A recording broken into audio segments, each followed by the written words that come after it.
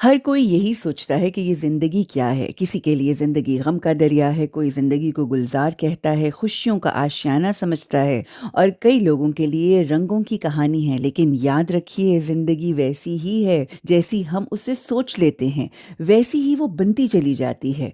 मेरे लिए ज़िंदगी गुलज़ार है और ज़िंदगी का हर रोज़ अगर सफाई-सुथराई, ऑर्गेनाइज़िंग, सॉर्टिंग से शुरू हो, इसमें और गुल खिल जाते हैं और हर तरफ खुशबू महकने लगती है। जापान का ये कॉन्सेप्ट है कि जितने भी कामयाब लोग हैं वो सबसे पहले काम अपना ये करते हैं कि वो अपने बाथरूम को साफ करते हैं, कमोड को साफ करते हैं। उनके मुताबिक ये हम्बल होने का एक तरीका है which I think is absolutely right. सुबह सुबह जब हम घर की गंदगी को साफ करते हैं तो नेगेटिव थॉट्स और हर किस्म की नेगेटिविटी खत्म हो जाती है। लेकिन हम ये सोचते हैं कि मैं ये कैसे कर सकती हूँ, I can never do this early morning, it's so filthy, मुझसे कुछ भी करवा लो, ये नहीं कर सकती। जी जी बिल्कुल ऐसा ही सोचती थी मैं भी।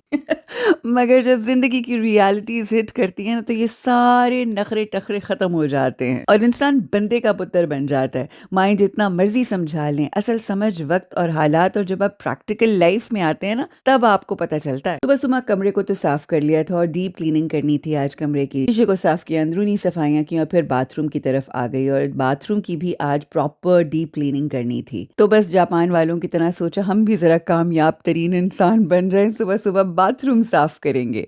सो जी बाथरूम का कमोड साफ किया, सिंक को क्लीन किया और फिर टब को भी अच्छे तरीके से साफ किया। अब ये देखें कि चमचमा रहा है बाथरूम और मुझे अपना आप वाकई बहुत कामयाब महसूस हो रहा है। एक्चुअली सफाई करने के बाद जब साफ सुथरा लगता है ना घर और आपने खुद किया हो तो इतनी एक सेंस ऑफ अचीवमेंट होती है ना, दैट्स व्हाट आई फेल्ट। बस ये कर आके जब नीचे आई तो इस कदर हफ गई थी, यानी इतना थक गई थी। और फिर मेरे शौहरे नामदार ने कड़कता हुआ पराठा मेरे लिए नाश्ते में बनाया फ्राइड एग्स के साथ। इतना मजा आया नाश्ते का, यूं लगा जैसे आज की सफाई की उजरत मिल गई है।